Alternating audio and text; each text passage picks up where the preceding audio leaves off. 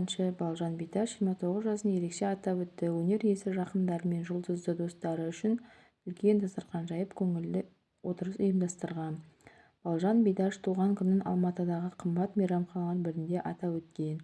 Шоу-бизнес жұлдызын барша жақындары мен өнердегі достары құттықтап келген. Олардың арасында Фариза Ескермес, Айнұр Ілиясова, Жарқын Айханайым, Жазира Еркін, Сергей Ибрагимов, Еркеш Хасен, Зарина Кармен, Тұрар, Ғаділбек Жанай және де басқа өнер жұлдыздары бар. Айта кетерлігі, балжан биташты 29 жасымен егіз лебіз жобасындағы жұбы футболшы ұлан қонысбаев арнайы Астанадан келіп құттықтаған. Балжан биташ туған күнін жоғары деңгейде өту үшін барын салып дайындалған. Әнші ару мейрамханаға кірер алдында қонақтар үшін қызыл кілем төсеп, үстелдерді ерекше дизайнда безендірген.